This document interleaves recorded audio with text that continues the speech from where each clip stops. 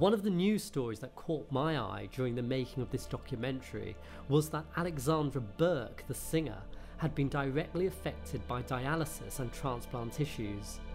Death has been called the great leveller, but I think for Melissa Bell, Alexandra's mum, life has changed everything. It was the summer of 2008 and I collapsed at home and they rushed me to hospital. My kidney function had gone from 15, which was quite low anyway, to 3. And so I was in and out of consciousness and really looked like I was going to go, actually, because the doctor did say to me afterwards, they don't know how I came back to life.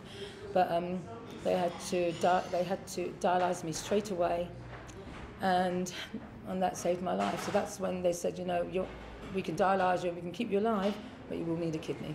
My view to life has changed so much because everything I do now is dictated by my condition. All these people who don't think that they should help by going on the donor register, what would make them change their mind is if they were in this position.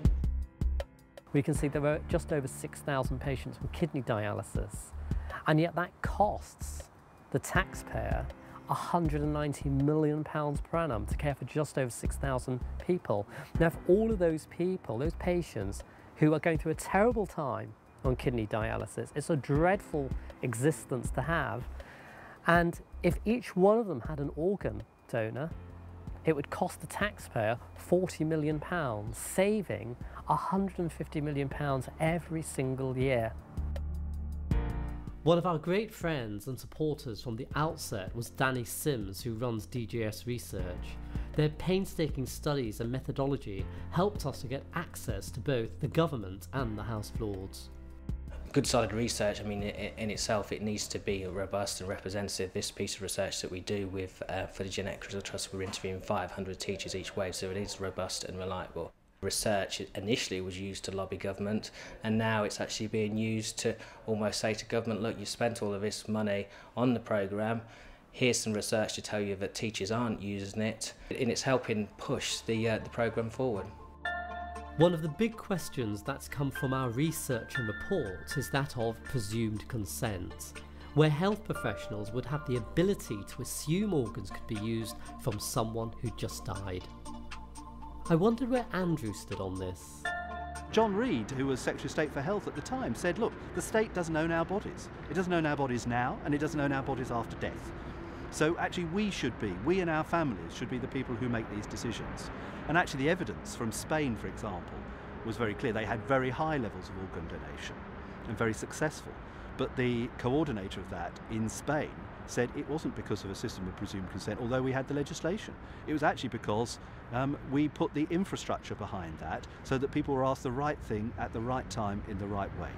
And actually I think that's where we need to be. Now, to prepare for that, what better than for young people at schools to have an opportunity to think about these issues, and then when they take responsibility for their healthcare and for their patient record, they're asked those questions with a background for making decisions.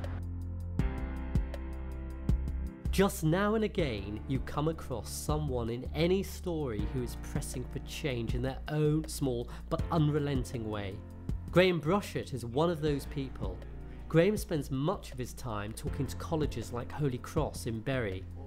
I believe Graham and his kind are key to the Give and Let Live education programme. I simply set up a community interest company to try and raise funds in order to get out and do talks in schools, colleges, hospitals, to raise awareness about organ donation and tissue, blood, bone marrow, to get more people involved in what is basically a life-saving activity. I'm only sat here talking with you today simply because somebody sadly died in the northeast of England, and I'd been listed for a heart transplant initially. Because of the delays in the process, I ended up having a stroke and kidney failure as well, so I ended up needing a heart and kidney transplant. Thousands of pounds were invested in keeping me alive to get me to that point, and I was very fortunate that the donor family said yes, and the donor was on the organ donor register, and I had the very good fortune to receive his organs back in June 2006. But I count myself lucky because tragically at least 1,000 people a year don't get to the point where I got and sadly die. And these are totally avoidable deaths, unnecessary deaths that come at huge personal cost and financial cost. Why does he think there's such a disconnect between our desire to help others and the problem we face of a donor shortage? I think if you went to most people and say, would you help to save somebody's life, it would take probably a very insensitive, hard-nosed individual to turn around and say, no, I think we do have notions of collective responsibility, of a civic sort of approach to life.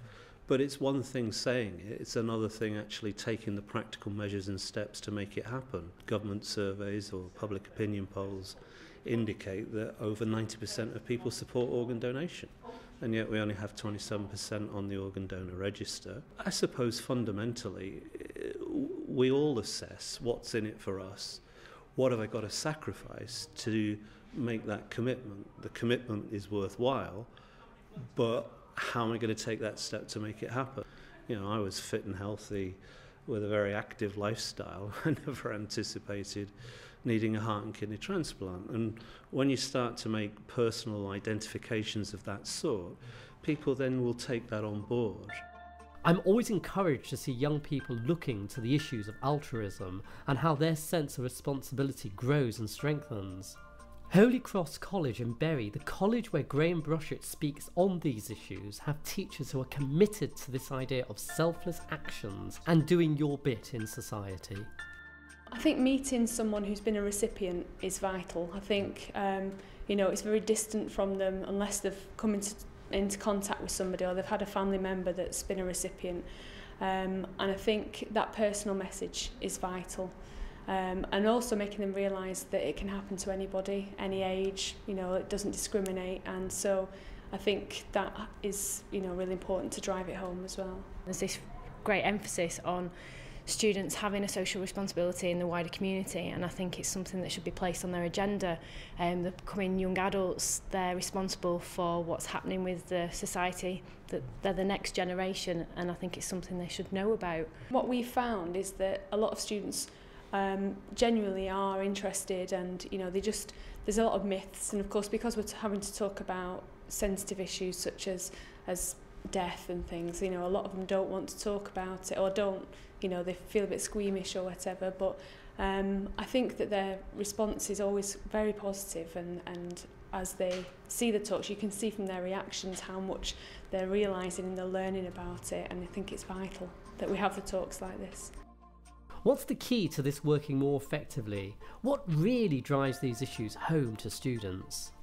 Dealing with people's lives, it's not just when you sign up, it's maybe not the thing you think about, but then like watching it and seeing everyone's stories is quite it makes scary. You feel like you're not invincible, it could happen to you. So when my granddad had a lung transplant, I just took it for granted that he could just get a lung, and now I think I see a bit more that it's not like that, like loads of people die waiting for organs. Yeah, and it's so life and death, but then there's so little available to these people in regards to the organs. Yeah, it's definitely made me think a bit more, like, especially when you're saying like what do you want to happen to your organs, do you want to burn them or bury them or donate them, like it makes me think that that's definitely going to be the best thing to do. We know that we've had students that have said that they've signed up to the register, that they've given blood, and that they've talked about it with their families. I recently had to renew my driving licence and put myself on the register. I'd never done that before, and being in these talks has also hit home to many staff about their own responsibilities. Until every child is in a class being taught about the importance of donation, the work of the Trust will not be completed. What would they want for themselves or their loved ones? The best thing to solve this issue in society would be for boys and girls at a school age level to be educated in such a way as to realise the seriousness of the issue. If you were in this position, you'd want help. So be ready to help someone, because if one day you're in this position, you're going to want someone to help you. So many people need not go through this.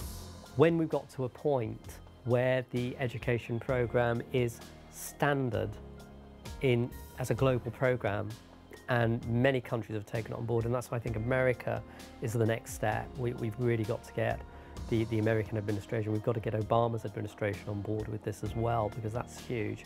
But once we got to a point where the number of donors across blood, organs, bone marrow tissue have increased significantly, well, there's no need for the Genetic Crystal Trust. It doesn't need to exist. So it would have achieved its raison d'etre, really.